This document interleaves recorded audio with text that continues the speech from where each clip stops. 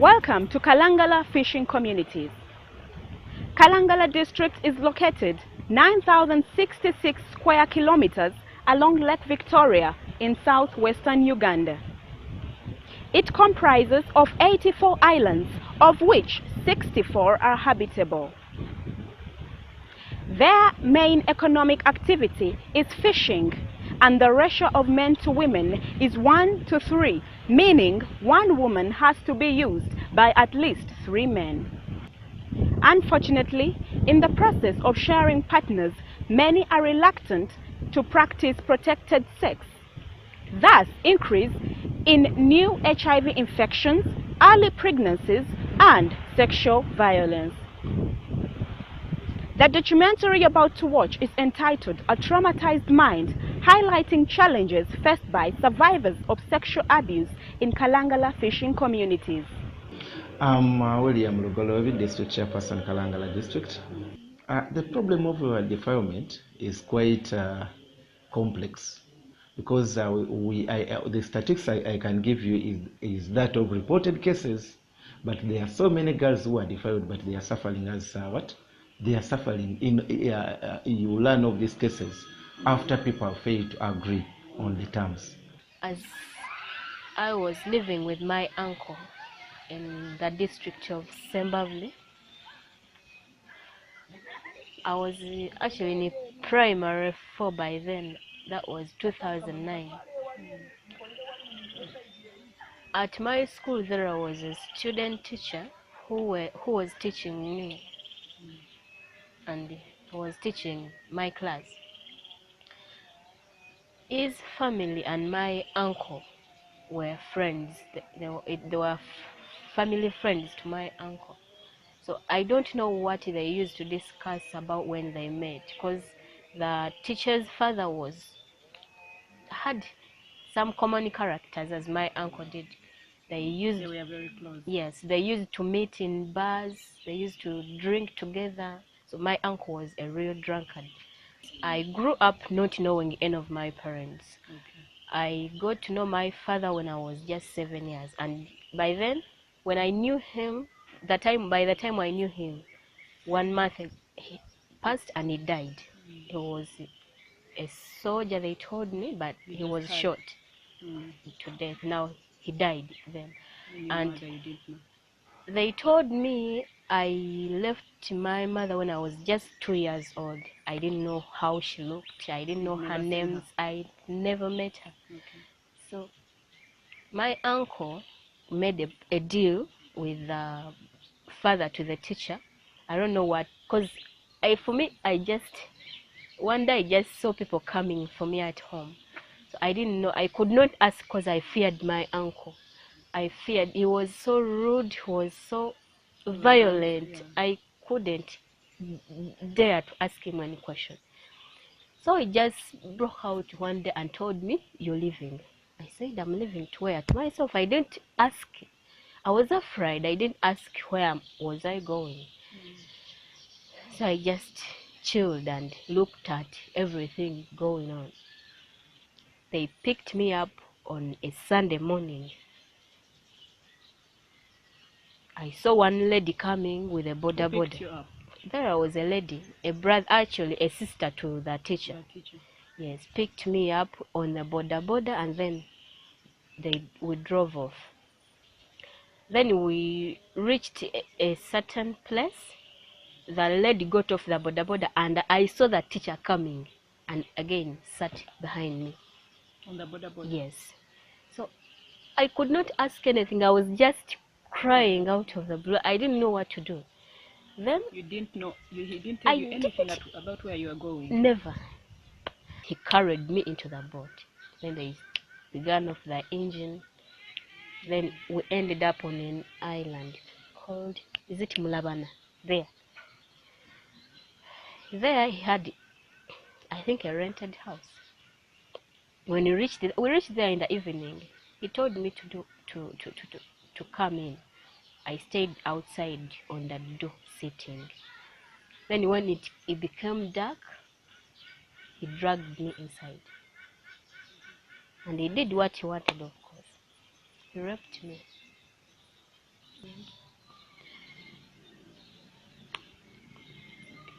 Did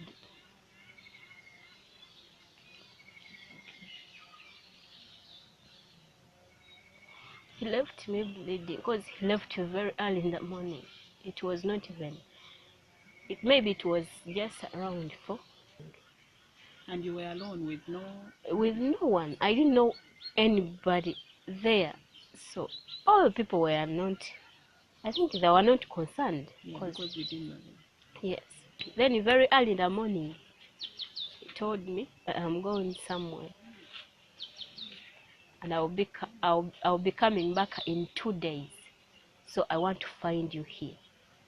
He left me inside the house. He instructed a certain lady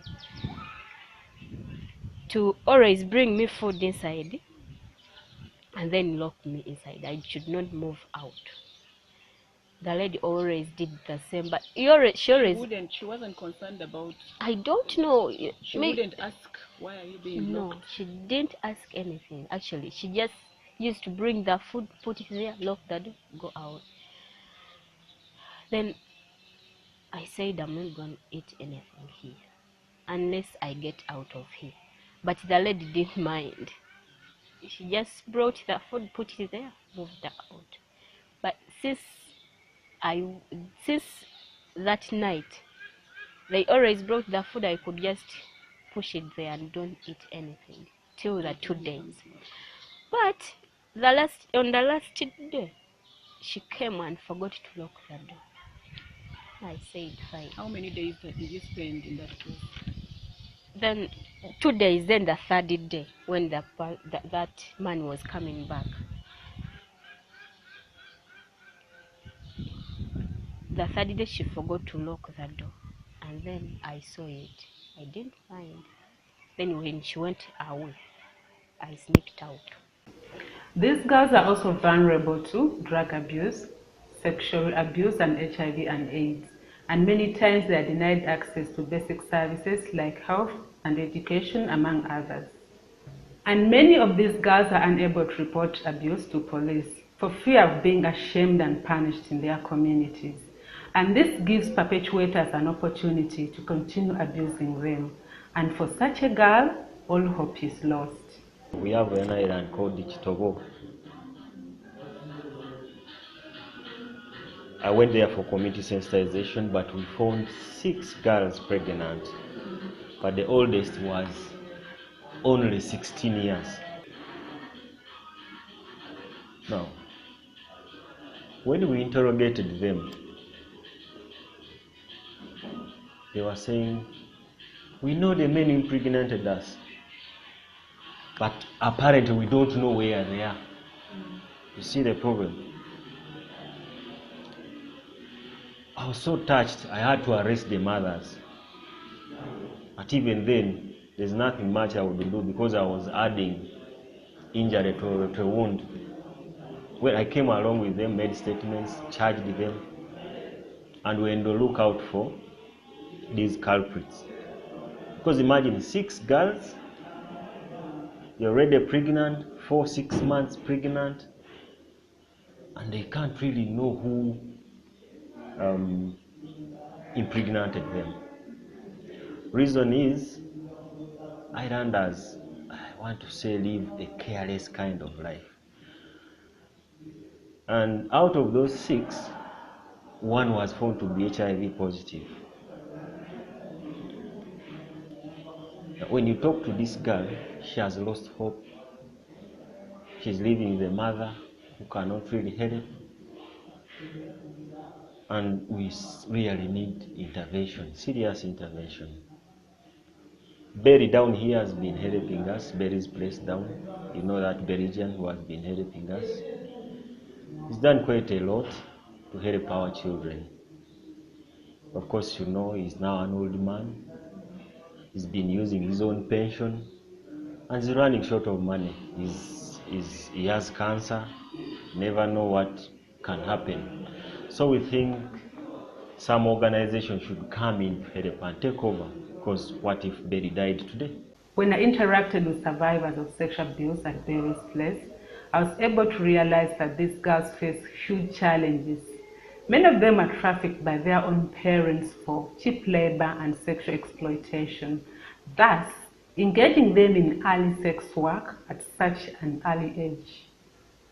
Kati taata n'atandika okubeerawo ng'avuma ng'abasajja bwe bajjako nga bamugamba muwala waakuze nga taata mugenda kumpa nnente. Nga bagamba gwe? Nga bagamba taata nga yabagamba abasajja bagenda muwa ente. Nti gwakuze? Kati nze neezirukawo, waliwo eyo omukazi gwe nali mmanyi nga nkyabeera eyo mu nkambi, yali mukwano gwange ng'akola ku nsonga z'eby'abaana. Ne ŋŋendayo ne mmunyumiza buli kimu. Ne mugamba nze siddayo. N'aŋŋamba ogira obeera wano. Nembeerawo wiiki kati nga taata agabira abasajja. Omusajja eyasooka yamuwa 5,000 n'antwala eyo Mbinazi nga ŋŋenda ku luzzi. Oyo omusajja n'ankwatira eyo Mbinazi. N'ankuba empi. N'ankwata ekiti n'akinkuba mu mugongo. N'andeka eyo nga sikyalina maanyi gadduka. Omusajja n'ajja n'annondayo n'antwala. 5,000 zaali zaaki? Omusajja yaziwa taata okunkozesa. Gwe nga tomanyi? Naye nga nze namulaba ng'amuwa ssente. Naye tewamanya lwaki? Kati bwe nabuuza taata zaaki nga n'aŋŋamba lwaki obuuza kaana gwe oyagala kummanyira, n'avuma n'ankuba. Omusajja n'antwala n'aŋŋamba taata wo mmaze omusasula. Kati ngenda kukwata byampaka. Ne mugamba ndeka. Omusajja n'akwata ekiti kya kinene n'akinkuba mu mugongo n'ankuba empi. Wali ogezaako okwetaasa we yakkubira? N'ankuba ekiti mugongo. Kati n'ensirika neera n'enzirayo ewa taata. Era n'omusajja omulala n'ajja n'amuwa $1,000 era naye ankozese n'enziruka. Yali awa buwi buli musajja bwe bali bateesezza naye? Ng'amuwa ssente, omusajja ng'amuwa ssente ng'amugamba wuuyo twala. Kati n'enzirukayo. Bwe naddukayo n'enzira ewa Nnaabakyala. Nnaabakyala n'aŋŋamba enkeera agenda kuntwala ewa taata wange. N'enziruka ewa Nnaabakyala n'envaayo. N'entambula. N'enfuna booda n'entwalako mpaka eri ekibanga ku ssomero. Bwe yantwala ekibanga n'ensangayo deputy. Ne mugamba njagala agenda ku ssomero n'ebimunyumiza n'antwala ku poliisi. Nentwala ku poliisi n'embeera n'afande Babula n'afande Nandu ne bakubira Beri essimu n'ajja n'annona. It is also very disappointing that some of these girls are defiled by their own parents. But it's also important to note that parents in Kalangala fishing communities are parents by remote. They spend very little time interacting with their children. They spend most of the time fishing, taking alcohol and having unprotected sex, thus increasing sexual violence and HIV and AIDS. Because at one time I had the nasty experience where there was a girl who was raped, who was defiled by the father. So this girl reported to the Secretary for Children Affairs, LC1. They brought the case to police. The man was arrested.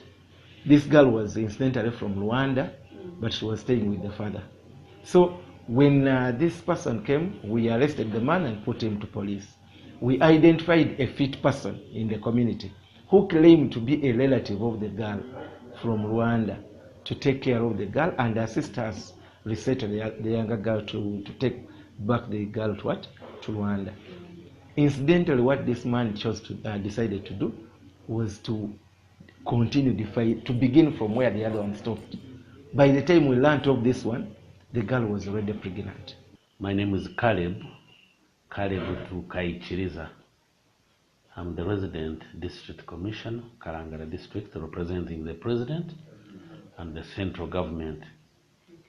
Kalangala, being an island, is hard to reach areas.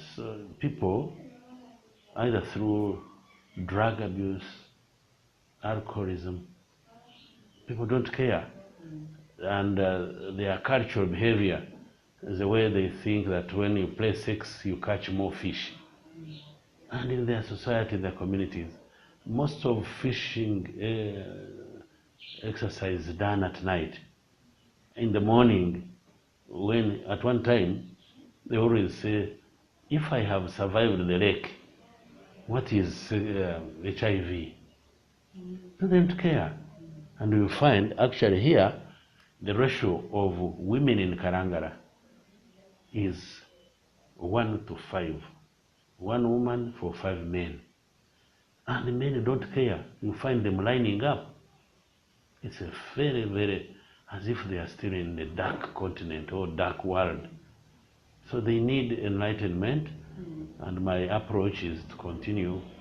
If we can get a team that can support the district leaders, the health workers, to go and enlighten, explain, sensitize, make aware about people's lives. So the issue is not about young girls. I think because of women being less, that's why they defile. So we need to go and emphasize and tell them that even they don't care. Even as I said, they defile their own children. Berry is taking care of 43 girls to cope with the challenges of being defiled. You know, BerysPlace is merely home. It is his home. But because he has the passion for children, he had to come in. So we think it's time now that all of us stakeholders come in to try and help Berry. Tutangazeemu ku mwami Berry ono tukyabayambi. Mwami Berry oyo waliwo abaana be bajja eyo kuba nawulyako waliwo ne gwe bajja eyo mulabana eyo ne babaleeta nga baali bakwatibwa naye yafuba okubanga abazza ne mu ssomero kale abaana ne baba nga basoma era nakati basoma bo bennyini abaana ne bwoba babuuzizzaamu yasobola okwejjayo nga ye omwana n'ayogera nti kituufu yenze. Kalangala fishing communities are hiding places for hardcore criminals who have defiled girls elsewhere and are the very same men defiling our girls in Kalangala. BerysPlace, it is under an NGO called Ssese Humanitarian Services in Kalangala District. This place started as in response to the social problem that was happening. That was very rampant in the district. You find there were so many girls who were being raped, who were being defiled. But after defiling these girls, we had no place. You could take the defiler to court. If the defiler is sentenced, you find the victim. We leave the victim on his own or her own. So you find some of these girls had nowhere to go. I would say that Berry is everything to me. He's a father, he's a mother, he's everything, because he doesn't know me, but he takes trouble to look after me, do everything for me without hesitation. So if Berry is watching right now, what would you like to tell him? I just love him as my father. Nothing more. I can't find the words to express it. Okay. I can't find the right words to tell. Yeah. Thank you so much.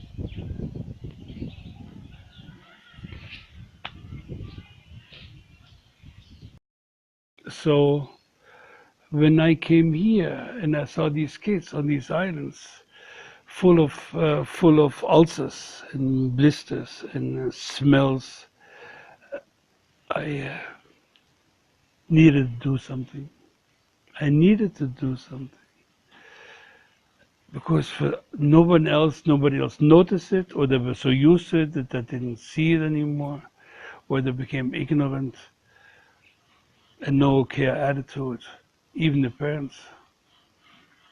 And that's not me. I see this and I need to react. And that's what I try to do. And I'm a compassionate man. My mother, when I was a young boy, she said I have a helper syndrome. It's a psychological syndrome when you have the urge to help, because I brought birds home with broken wings. I brought a sick cat home, and many of them died at home. But I brought whatever I found, I brought home, and I nursed them or I helped them to die.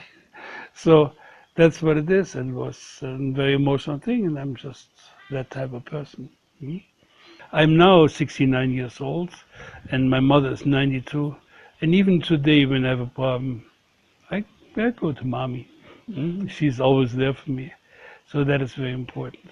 So for my kids, I'm the mommy, I'm the daddy, I'm everything. Then right now, my best friend is Madame Asia from Pina, Uganda.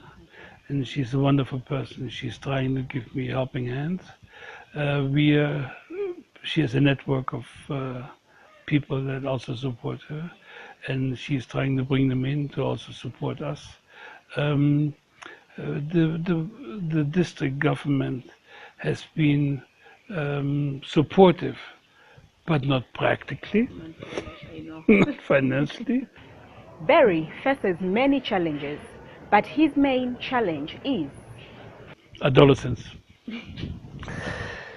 Once you see, I've been a boy, a young man, now an old adult, but I don't remember how my hormones, but my hormones did to me. But my girls at times go crazy, and it's hard to control, and it's hard to manage them. You see,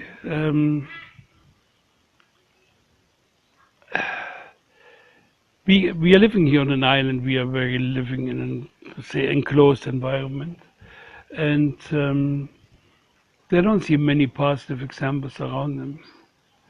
And when sometimes I make a joke, we have behind our house, we have a road, and some young men are walking by there and look at our girls, like there's a display in a supermarket, and they're calling them, or they're eyeing them, or they're trying to make contact. So it's like looking for the flavor of the day. And some girls are weak. You tell them, I love you, not me, but and they get told to love you, and they believe that. They believe that. And things happening, and sadly enough, I lost some girls. Apparently, Berry takes care of 43 girls, but there are over 7,000 survivors of sexual abuse in Kalangala fishing communities that need support and help. I know there's much more we can do together. Let us work together to support these girls to cope with the trauma of being defiled at such an early age. Let us stand up boldly and tell these men to stop calling their own daughters their wives. Let us educate communities on sexual cultural norms and values that rob girls of their right to be girls. Let us work together to establish a rehabilitation center for survivors of sexual abuse. Let us offer them scholarship opportunities to go to school. And let us be ambassadors of survivors of sexual abuse. Now, I can only help to a limited percentage. Like I said, I'm not that fit anymore. I have, because of my chemotherapy, I have some neurological problems, so they're starting to affect me. I have some physical problem. I'm not that able anymore. So um, come in with these people which introduce you to my story. Help them to help me, and not me as a person, but our kids, your kids, Ugandan kids, products of your society. Come and help.